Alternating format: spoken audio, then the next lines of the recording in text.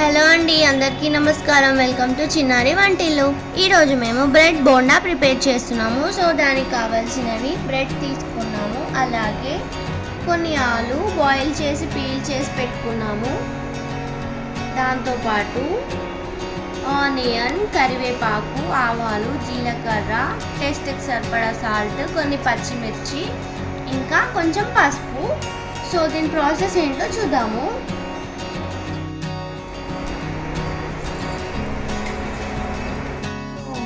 ఆలు బోండాలో స్టఫింగ్ కోసం first stove on చేసేసుకొని గిన్నె పెట్టుకొని ఆయిల్ వేసుకోవాలి.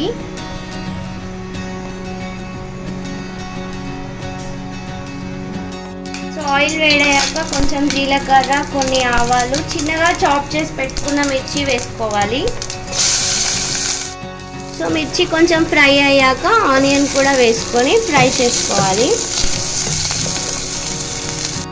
సో ఆనియన్స్ మంచిగా ఫ్రై అయ్యాక పసుపు, ఉప్పు వేసుకున్నాము. దాంతోపాటు కొంచెం కరివేపాకు కూడా వేసేసుకున్నాము.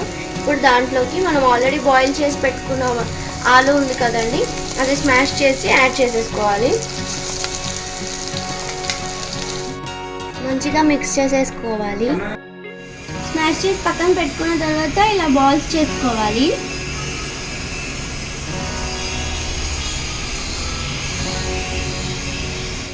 సో ఇప్పుడు బ్రెడ్ తీసుకొని బ్రెడ్ని ఇలా 4 సైడ్స్ కట్ చేసేసుకోవాలి.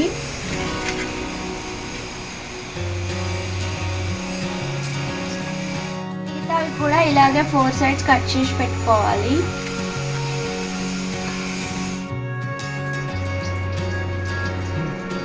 అన్నీ కట్ చేసేసుకున్న తర్వాత ఒక చిన్న ప్లేట్లో వాటర్ తీసుకొని ఇలా బ్రెడ్ని వాటర్లో డిప్ చేసి ఇలా వాటర్ అంతా స్క్వీజ్ చేసుకోవాలి.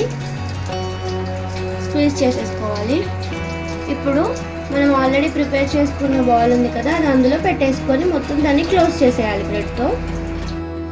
సో అన్నీ ఇలా చేసేసుకోవాలి. మేము ఆల్రెడీ డీప్ ఫ్రైకి ఆయిల్ పెట్టేసుకున్నాము. ఇప్పుడు ఇది తీసుకొని ఆయిల్లో వేయాలి.